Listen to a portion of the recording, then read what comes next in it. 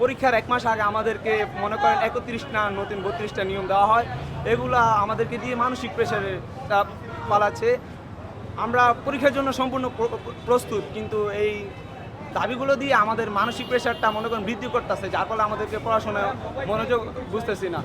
তো আমরা চাইতেছি যে ওই দাবিগুলো যাতে বর্তমানে 25 জন্য এই দাবিগুলো কার্যকর করা হয়েছে, আগামীতে যখন নতুন সরকার আসবে তখন এই দাবিগুলো থাকবে না। তো আমরা চাইতেছি যে আমাদেরকে ওই 31 নিয়মটা বাদ দেওয়া হোক, আমরা যাতে সুস্থভাবে পরীক্ষা দিতে পারি 26 তারিখে, সরকার যেন এবং বাংলাদেশ শিক্ষা বোর্ড যেন ওই ব্যবস্থা আমাদের জন্য করে। তারা টানা 18-19 মাস পড়ে নাই, এখন বিভিন্ন ধরনের অজুহাত দিতেছে।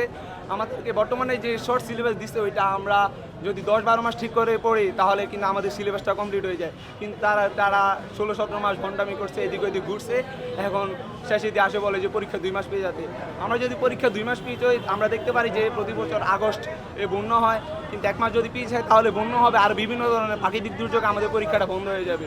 আমরা অটোপাস চাই না, আমরা চাই যে সুস্থ এবং করোনা মুক্তভাবে আমরা যেন 100 মার্কে পরীক্ষা দিতে পারি। আমরা এটাই চাই। আমি বর্তমানে ঢাকা কলেজের এইচএসসি পড়ি। না, আমাদের ঢাকা কলেজ থেকে এমন কোনো ছেলে নেই।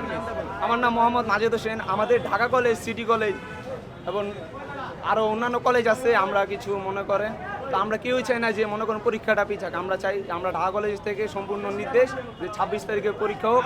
আমাদের শিক্ষকরা আমাদেরকে সেভাবে প্রস্তুত করে রেখেছেন যে পরীক্ষার জন্য 3 ফুট দূরত্ব যে বিষয়টা ওইটা হইতাছে যে হুট করে এইটা দিয়ে মানসিক প্রেশারটা আমাদেরকে বৃদ্ধি করছে। ওরা যাতে আন্দোলন না করতে পারে, কারণ ওরা 4-5 জন আন্দোলন করে আমাদের পড়ার মনোযোগটাকে নষ্ট করতেছে। আমরা যে প্রিপারেশনটা নিব এটা দিন দিন নষ্ট করতেছে। কিছু সংখ্যক স্টুডেন্ট প্রায় 10-12 জন হবে, তারা প্রতিনিয়ত আন্দোলন করে যাচ্ছে যে পরীক্ষা পিছানোর কথা। এই দাবিটা সম্পূর্ণ অযৌক্তিক, কারণ আমরা চাই 26 তারিখে পরীক্ষা হোক।